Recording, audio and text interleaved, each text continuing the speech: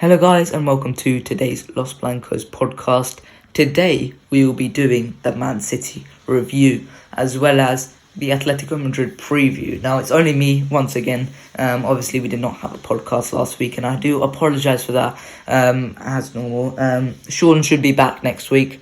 Hopefully it was just a problem with both of us. We couldn't meet at this moment in time, and there was not an available time slot for the both of us. So unfortunately, I am doing this on my own this week. But nonetheless, you should always drop a follow if you already haven't to Sean's Instagram, Real Madrid Committee. The link is in the description. To go drop him a follow. Go on. It's as easy as a couple of clicks. So without further ado, let's get into today's Los Blancos podcast. Okay, so the first part of today's podcast is obviously the Man City review. Now, in midweek, we had probably the end to... it's hard to say it because it's been such a brilliant tournament and there's been so much over the years. However, you could probably say that it was the greatest tie of all time in the UEFA Champions League. Because what we got over the two matches, 4-3 in the first leg, and 3-1 in the second leg, with such great drama in the second leg, I don't think there's another tie that can match it ultimately. And it was fantastic. It was truly fantastic, and it's definitely up there. And I think this team has created history coming back, and I think this is probably the most important final since La Decima, I would say, because it gives us the chance to finally say this is the moment we have recovered from Ronaldo. And this is not something that me, Sean, anyone else, any other Real Madrista would have said, is that we have not recovered from Ronaldo. And that's the fact. We have not recovered from Ronaldo at this moment in time, and it doesn't look like it and for a while longer. The fact is that since the 17-18 season, which was Ronaldo's last, we have been a lot less productive, and I think you've seen the drop off. And it's not just Ronaldo that season. I think that season also signalled the end of Marcelo. Signalled a decline with Toni Kroos, Luka Modric. All of these players signalled the decline at the same time, which really hurt us in the 18-19 season. But I think this season we have a chance to win the Champions League, and I know it's not saying that we've replaced Ronaldo, but I do think it signals us being back to the top of European football once again, and I think that's so much more significant than it was. I think La Decima was more significant because, let's be honest, the 10th title is so important, especially against Atleti, but I think this is going to be so much more significant. Listen, I don't really want to do a tactical side of the game. To be totally honest, I think we should leave out the tactics for this episode. I think this review is less dependent on the tactics. So I mean, let's start with Man City's goal, because that was really the moment which most people thought that we were gone in this game. We were completely gone. And it was a fantastic bit of play, I must say. But I think it all came from the substitutions. Not because the substitutions were bad, but affected the flow of the game largely throughout this match. I think we needed to keep the level of performance, and it was just a bit disjointed at that point.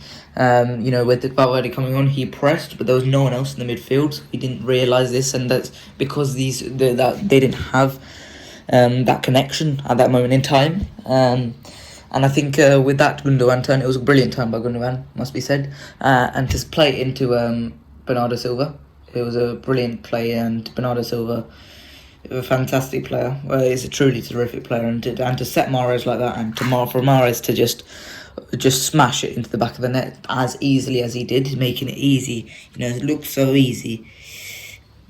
It's beyond just being unlucky. I think it was unfortunate, wasn't it? Because it wasn't a very good chance in the end. It was a chance you would expect someone of Riyad Mahrez's quality to put away. But I think that was the moment which most people thought. I was watching BT, and they just completely said, "Oh, Real Madrid don't have a chance." Now, at that point, I was saying it's a very, very unlikely. I was being very depressed. I was very depressed as a Madrid fan at that moment in time, and I thought, the constant bombardment of BT's commentators. It was Steve McManaman and Darren Fletcher. The constant bombardment of just saying, "Oh, Real Madrid don't have a chance. They've been shocking all 90 minutes. They've had 0 shots on target." The fact is, right, we did have 0 shots on target until the Rodrigo goal, and that is the truth. But the fact is, it doesn't show the real full story, because yes, we may have had no shots on target, but that doesn't mean we didn't have any good chances. We had chances, we created chances. So I think the match was really even, to be totally honest. Yeah, in the first leg, City totally outplayed us. We didn't obviously have a podcast last week because I was away. But in the first leg, City totally outplayed us. However, in the second leg, I think we were really benefited by the fact that it was really even throughout the game. I think both teams were happy with the 0-0 lead coming into half-time. And I think, there were chances for us to get ahead. Vinicius Jr. having 2 really good ones. Obviously the half volley as well as the back post one, which was counted as offside, but it could have been vital if it went in, and we had a check. But largely, yeah, I do think that we had the same amount of chances, and I think we were unlucky to go down at that point.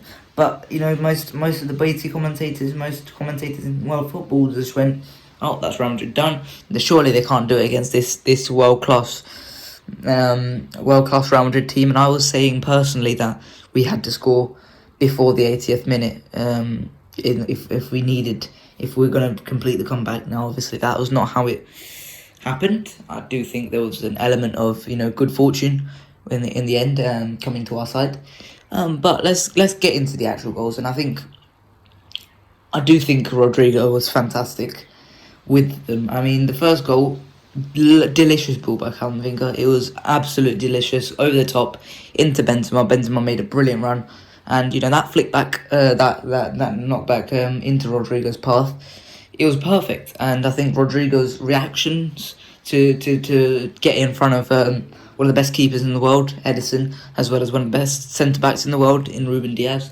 It was very, very good, very, very instinctive, and I really liked that, because that's something that I've always rated Rodrigo for over Vinicius Jr., because that's what he's good at, which is reacting to something. I think Vinicius Jr. is very, very good at getting at people.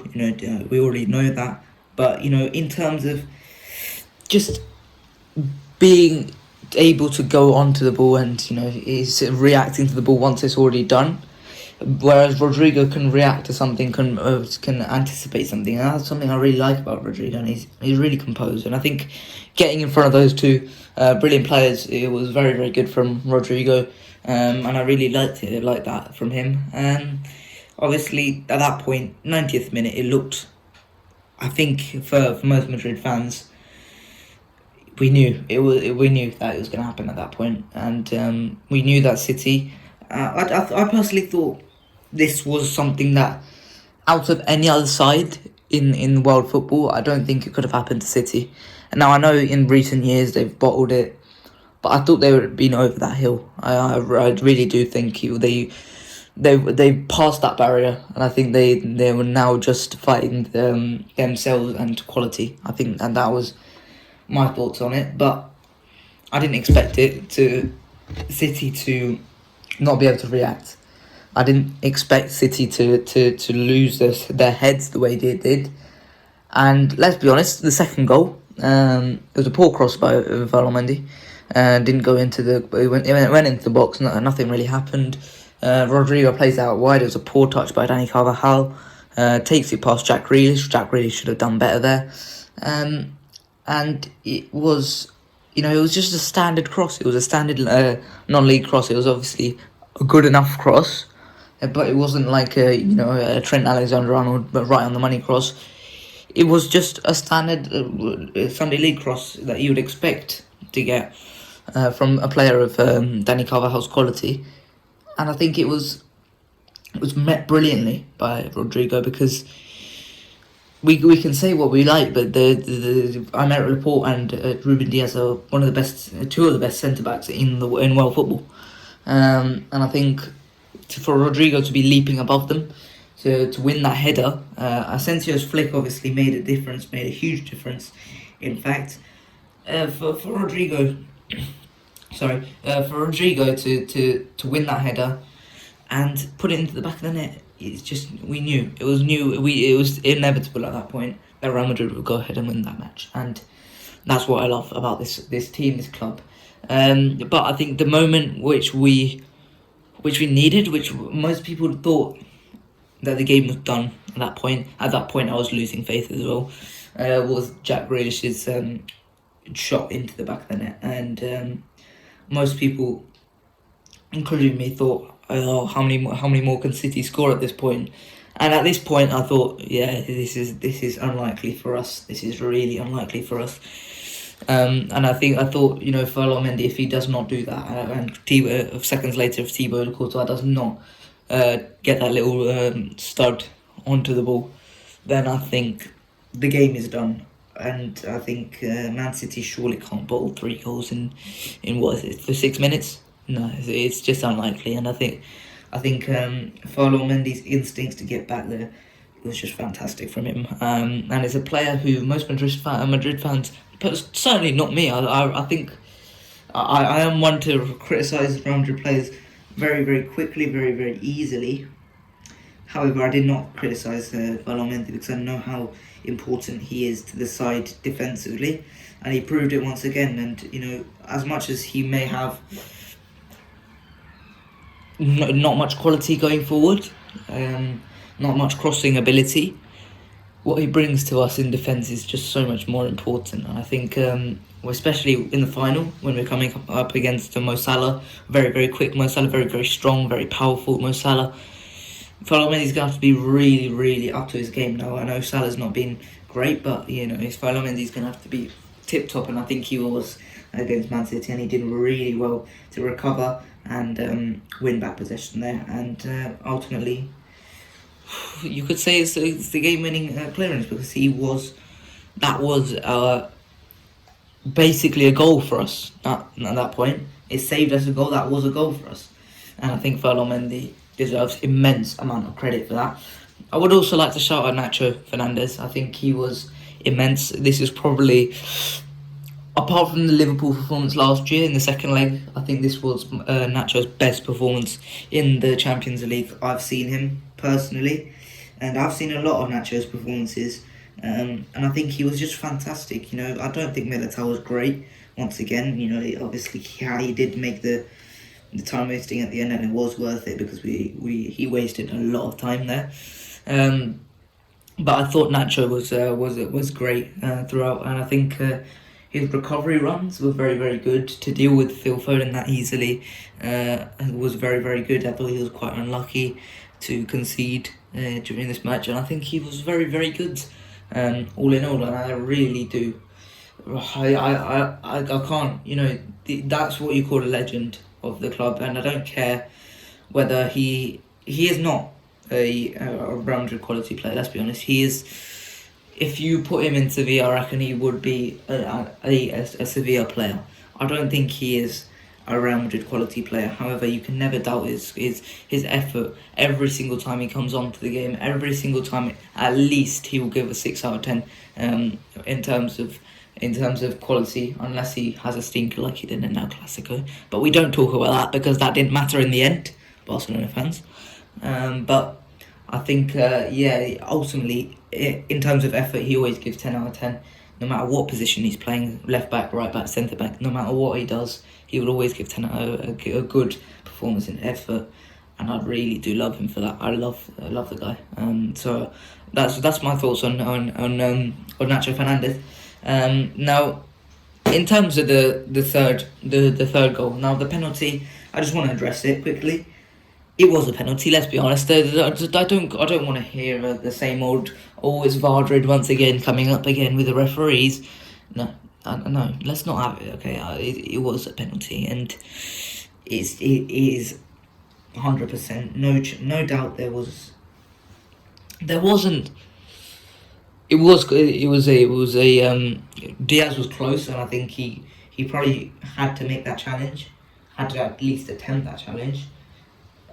But I think there was no doubt it was a penalty. He didn't get the ball, and he took down Benzema. Like there's no chance that was not a penalty. It was stupid for Man City, in my opinion. I don't think that's the last thing they should have done, which was give a penalty.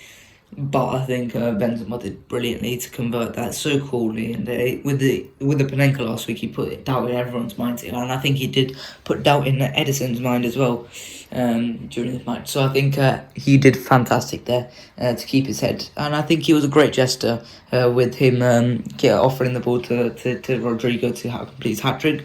I think it was good that Rodrigo declined the offer because. I would have much rather had Benzema on that penalty than Rodrigo. But I think we've seen Rodrigo take penalties before. I would not have a doubt that Rodrigo would stick it away and win us that game. So that was brilliant by Benzema as well. I would also like to shout out Eduardo Camavinga because the guy is just...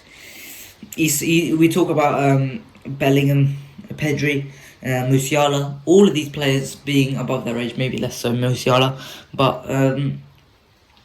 you just got to say how good is Camavinga. I think he is almost perfect in his game already, with his technical ability, physical ability, mental ability. He's just so tip top. I think the only thing he needs to improve on is a bit of in keeping his head, because I think he is quite rash sometimes. But you expect that in a 19-year-old who's just come into to the biggest club in the world. And I think hopefully Modric and Kroos can teach him how to be composed in that midfield, because the way he carried the ball in that midfield, looked so silky, so silky. It was just fantastic. The drop of ball to Benzema was just fantastic, perfectly weighted. It's just incredible what Eduardo Camavinga did there, and his tackling was just immense. It was immense from Camavinga. The timing on each challenge. It's just incredible. His ability to just to win the ball back, and when he had to make a foul, he did, and that's what I like about him. He has no hesitation to give away a foul. He doesn't back away from a challenge. That's what I love from a footballer. You can ask for anything. You can ask for an immense amount of quality, immense amount of technical quality. But, it doesn't mean anything if you don't give effort and you're not willing to put in the challenges. He's just fantastic. And he's already proving to have the career that Paul Pogba has wished to have. Going to Real Madrid at such a young age. It was just fantastic for him. Potentially winning a Champions League on May the 28th. And obviously... all he has to do now is be successful with France. In my opinion, I do think Didier Deschamps should call him up for the next set of matches in June, I believe. Don't quote me on that one. I think he should, because it's good to have a player like that who in a couple of year times will be the main player in that midfield alongside Tchouaméni. That is an incredible midfield, by the way. Tchouaméni and Camavinga. That was going to be a hell of a midfield, and I'm really nervous for that as an England fan. I really am not looking forward to that one. But I think it was just fantastic from Camavinga, and there was just nothing else you can say about it, because to have that performance against the world's best midfield, it was just immense. It was immense, and I really hope he starts getting more minutes. I hope he gets minutes against Atleti, which we'll get onto after this section of the podcast.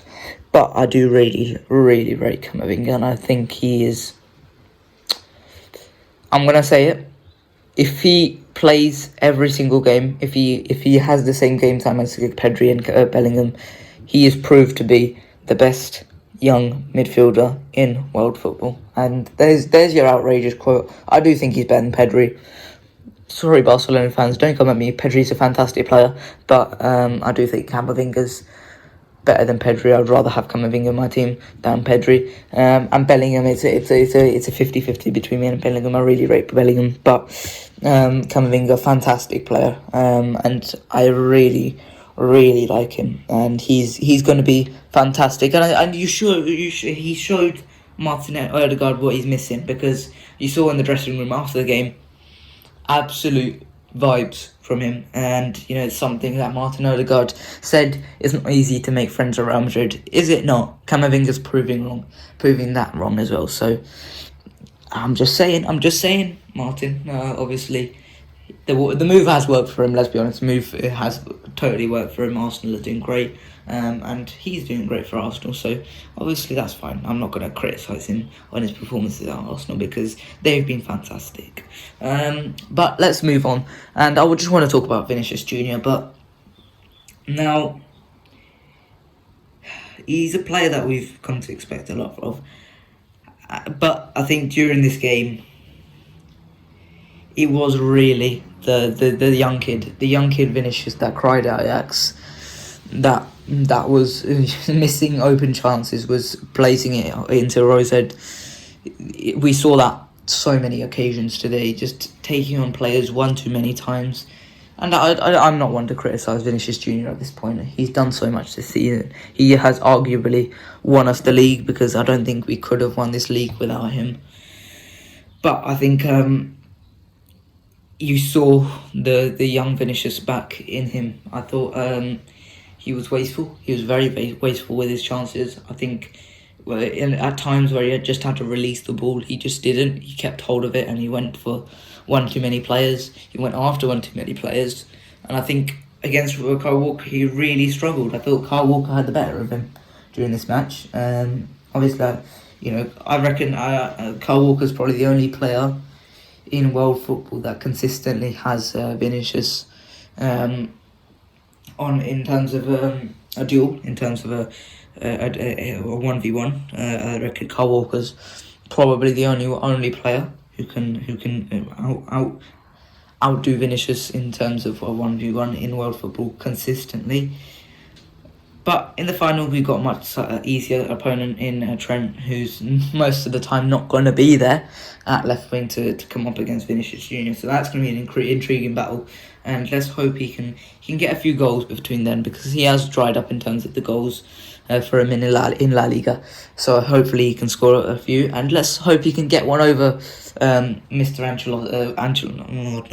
Simeone. Mr. Diego Simeone at the Wanda Metropolitano later today. But also Rodrigo, fantastic player. And I think this form Rodrigo displayed is just fantastic from him. I really have enjoyed that over the last few games. I think since the PSG second leg, I think he's really stepped up in terms of form. I think also his goal scoring's really improved. I think the problem with Rodrigo is that he would get involved in the matches. He would be the player. He would be there. He would get involved, unlike Asensio. But what Asensio always had over him was that Asensio scored goals, and that was just you can't come up against Asensio there. Asensio is easily going to win there. But now Rodrigo's adding goals to it. I really can't see a way that Asensio can really win his way back into the side. I don't think Asensio's got a chance. Saying that, he did obviously get... I don't know if it counts as an assist, but it should. He did get the assist for the header. I mean, it wasn't really an assist, was it? Let's be honest. He tried to get his head on it, but Asensio did get the flick on. The slightest of touches. With the header, and obviously Asensio's got to really prove himself from now until the end of the season to win that contract, because next season I'm not sure he's going to be here if he does not improve his performances and score some more goals. I reckon if Asensio can get to 15 goals this season, I reckon he's got a chance. He's one away from 50 for Real Madrid. I don't think he'll be here next season. Marco Asensio, sadly, he's one of the players who I most wanted to succeed, because I've been one to hype him up so much since he was a kid. But I don't think he's going to be here the next season if he does not get to 15 goals. I think he is valuable enough for us to bring him in next season as just another option, as another body in there. But yeah, that's my opinion on Marco Asensio.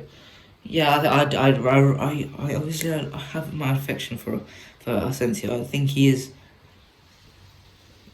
He is just, it's sad to see Asensio like this, but let's hope Rodrigo can continue this form further on into future matches. Let's hope, because Rodrigo is just a fantastic player, and he's proved this for a couple of weeks now. And yeah, let's hope he can show the world that there is another Brazilian. And Vinicius Junior is not the only Brazilian at Real Madrid. So yeah, I think. It's very good, very stand-up performance for Rodrigo, and this is one that I think people will remember for years, decades, maybe even centuries to come. When me and you are all dead, well, have also passed away, maybe they'll remember Rodrigo Goes for his incredible impact in this match. Incredible impact. And if we go on to win that final in Paris, then I think it's got to go down to Rodrigo Goes, because I think without him we don't win these two matches against PSG, Chelsea, and now Manchester City. Before we end this part of the podcast, I would like to give a few shout outs to some of the other players, and one is my goat, Jesus Vallejo. What a player! 2 headers. I remember those 2 headers vividly. I can't say that word. Let me use a different word. Brilliantly, he did do that perfectly, and I think Jesus Vallejo had a brilliant game throughout this match. And let me shout out Dani Ceballos. Always looking brilliant from him. I love him already. I hope he gets that new contract, and I hope he stays next season. Any others? Let's give it Lucas Vazquez. Always reliable, fantastic player. And there's nothing else to say. And let me just say, Eden Hazard, although he had no part in that match, there's no way he's a negative influence, and you can't say that. I think the whole squad likes him, and he is just nothing but a positive influence on the side. And even if he's not been a brilliant player for Real Madrid, I think he's been a positive influence on the dressing room. And you can't ask for anything more of a guy who's constantly injured. So thank you, Eden Hazard, even if you haven't done much. But I think that wraps up this section of the Los Blancos podcast. Next section, we'll be discussing the Atleti game and previewing it. So let's get right into it after this short interval. Okay, so moving on from Manchester City and to a team who aren't very good. Sorry, Diego. Don't kill me. Don't kill me, Atleti fans. I'm sorry. Atletico Madrid. And I think this game, it doesn't have much importance other than the fact that it is a Madrid derby. Now, that should give you enough motivation to win it. But I do think that there will be heavy rotations during this match, no matter what. I think Carlo Ancelotti will completely rotate the side. I don't think there will be many starters from midweek in this side. Rightfully so. And I think I would love to just screw up Atleti's Champions League run. I would absolutely love it. Sounding like Kevin Keegan there. But listen, Atleti always will have the threat, and you can never count them out, unfortunately. This is not the Atleti side we played pre-Simeone. This is a very much different side, and you know how much I rate Simeone. I rate him more than probably most other people do, and most other people criticise him so much. I don't. I really don't, and I think that's because there's no other manager in world football that could do what Diego Simeone did to Atletico Madrid. Not even Jurgen Klopp, not Pep Guardiola, definitely not Pep Guardiola. No other manager could do what he did, and I think That's what makes him so special for Atletico Madrid. But I don't care about them. I don't care about that tin pot club. Let's move on and let's get into Real Madrid's starting 11 for this match. And there's no dilly dallying about this. Goalkeeper will be Andriy Lunin. There's no doubts about that. And I know what you're saying. No, that's not the case. This is a Madrid derby. Carlo Ancelotti said in the press conference yesterday that Lunin will start, and that is huge for him. And this is going to be huge for Andriy Lunin because this is an opportunity that he has just not had ever really in a Real Madrid shirt. He has not had an opportunity to just to play, literally just to play. He just does not get that opportunity. And to start in this big of a game, I really hope Andriy Lunin plays really well and proves everyone right that he is a terrific goalkeeper, because this is a guy who has a record of 2 wins, 2 losses as goalkeeper of Real Madrid, which is insane to think about. As goalkeeper of Real Madrid, to have a 50% win rate is incredibly bad, but I think it's not his fault. He's been terrific every time he's played, and let's hope he does well, because who doesn't want him to do well? I'll tell you what, Atleti fans don't. But let's move on to the right back, and I think Lucas Vazquez, old faithful, should start. Carvajal is obviously a walking injury, so let's hope he does not get injured, and let's not take any chances after a heavy midweek tie. He's got to rest, and then I think Lucas Vazquez has to play, because why not? Because Lucas Vazquez is Lucas Vazquez, Lucas Vasco, may I say. And I really hope Lucas Vazquez plays this game just to give Carvajal some rest. But into the centre backs, and for me, I think it's going to be Nacho and Vallejo. Now it's mad to think about the fact that Vallejo has just not played this season, and suddenly he's going to play 3 games in a row for Real Madrid, including the title clinching performance, the Champions League semi-final second leg match, as well as the Madrid derby. I mean, that's just incredible for Jesus Vallejo. And every match he plays, it just increases his value. So let's go ahead and increase his value by a further million. He needs a big match. And I think, it's mad how he wasn't trusted for the whole season. Suddenly he's getting played. He's going to have a huge task dealing with either Suarez or Griezmann or João Felix. He's going to have to do really well. But let's not forget, this is a guy who's done well with Granada before. And, Granada have shut out Atletico Madrid in the past. So let's hope Jesus Vallejo can have a great performance. But Nacho, he deserves to start after midweek, and let's be honest, there's no one else in the squad really who can play. Obviously there's Militao, but I think we should give Militao a bit of a rest. He's a bit of a scumbag, but he did have a bit of a scumbag performance midweek. But who cares when his Man City fans do, and the Premier League fans, and Steve McManaman in the commentary, as well as all of the others. Apart from Rio Ferdinand. Rio Ferdinand did praise Real Madrid, was the only one to praise Real Madrid midweek, which was quite annoying. But left back, and I want to give Marcelo a send off, and I really want him to have a good time to send off. And I think Ferland Mendy, injury prone. Let's give Marcelo the go.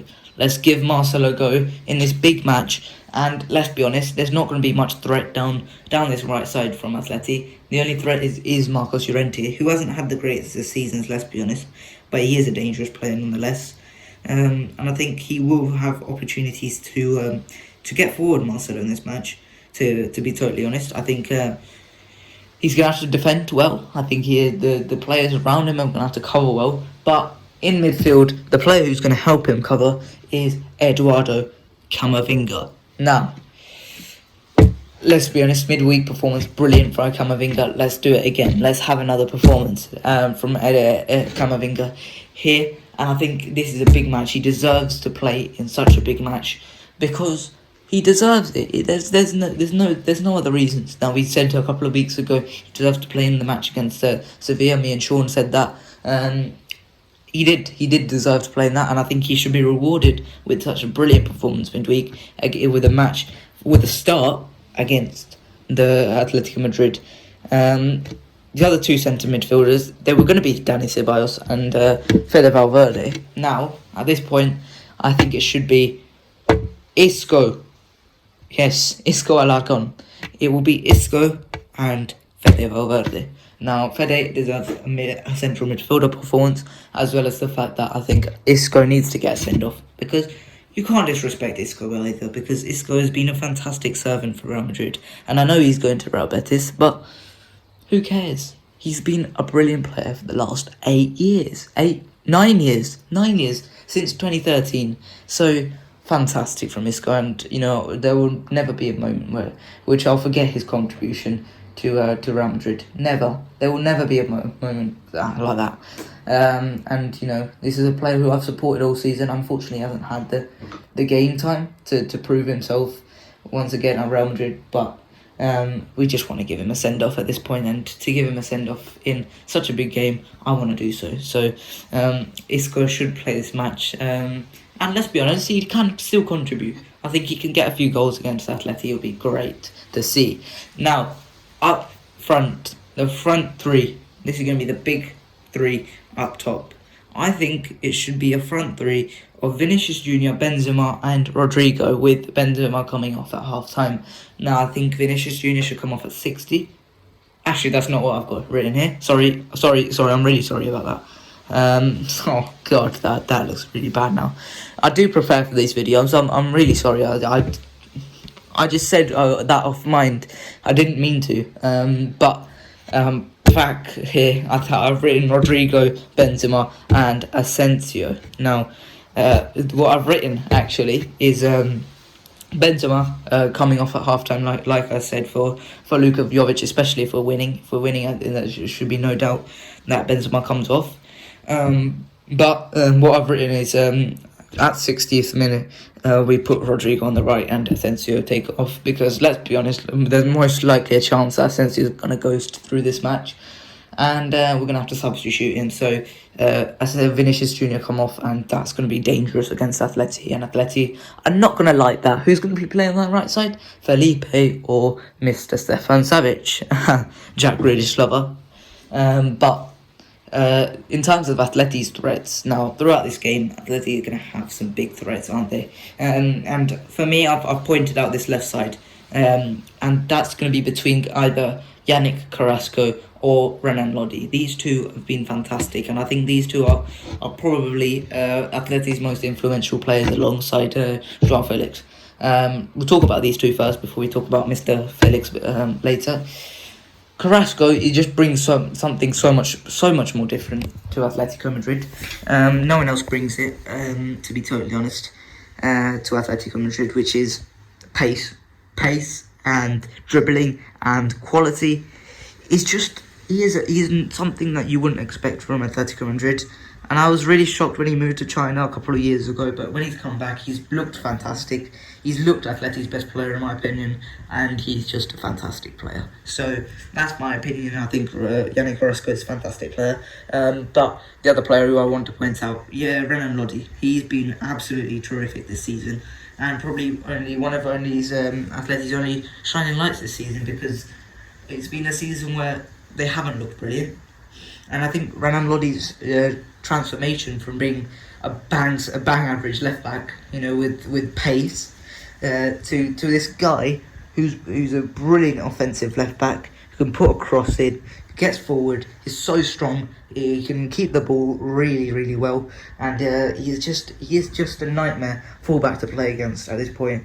And I think he is going to be a big factor, especially if he plays. And I think whoever's on that right side, whether it's Lucas Vazquez or Dani Carvajal, is going to have a tough time marking either one of these two, because they're both pacey, strong, and really good on the ball. So I think that's going to be a huge point. But another player who's had an unexpected rise, I must say, I didn't expect it, is João Felix. I didn't think it would work for him, Atletico, beyond this, but I think he's done well. He's done well over the last few. I'd say months at Atleti. He's really done well since I'd say the turning point has been the the Man United tie. I know everyone does well against Man United, as Brighton did yesterday, but nonetheless, Joao Felix has been fantastic since that point, and I think he deserves a shout out for that, because it's been unexpected from him. But you know how much quality he has. There's no doubt he has probably the most quality in the Atleti squad, and beyond that, probably top 5 in La Liga for quality. But I think he's gonna have to channel it in this match. He's gonna have to do it on his own, most likely. But he's gonna have a slightly easier opponent in either Nacho or Vallejo. I don't know why I can't pronounce these names. I don't know what's happened to me this podcast. It doesn't happen this often. Vallejo. There we go. I should just say Vallejo, isn't it? Because that's the way I normally pronounce it. I'm trying to do it in Spanish, but I'm absolutely butchering it. Vallejo. There we go. Joao Felix is going to come up against Vallejo, and it's going to be probably an easier test for him. And I think that's going to be huge. He's going to have to test Andrew Lunin. Lunin's going to be an unknown quantity to Atletico Madrid, and I think it's going to be really tight. Atletico don't really play tight against Real Madrid these days. I think they play a lot more open against us than they would normally do against any other opponent. But I think this is going to be a huge game for Joao Felix to really show why he was worth that amount of money, it is ridiculous for a 19-year-old. 120? That's incredible. But he's going to have to prove that price tag. And let's see if he can do that in this match. Hopefully not. But that will be 8 o'clock at UK time. I believe it will be 3 o'clock in Caribbean time. But obviously Sean is not here to back that up. But apart from that, I mean, that really is it for this Atleti preview. Obviously, if Sean was here, I would get his opinions, but he is not. But he should be back for next week. Hopefully he is, because we obviously miss him. He hasn't been on the podcast for 3 weeks, which is unfortunate. But I think he should be back for next week, hopefully, to get his opinions on these matters, because it helps when I'm not waffling down the mic all the time, and it helps when Sean's doing it instead sometimes as well. So apart from that, that is it for this week's episode of the Los Blancos podcast. Now, before we leave and we say goodbye, please like and subscribe. It ain't gonna do you any harm. Just click that like button. It helps the channel so much, in growing and reaching other Madristas like you, as well as just hit the subscribe button so you don't miss out on any content. Not even just the Los Blancos podcasts, even the other content I make every once in a while. I'll see you guys later. Bye bye.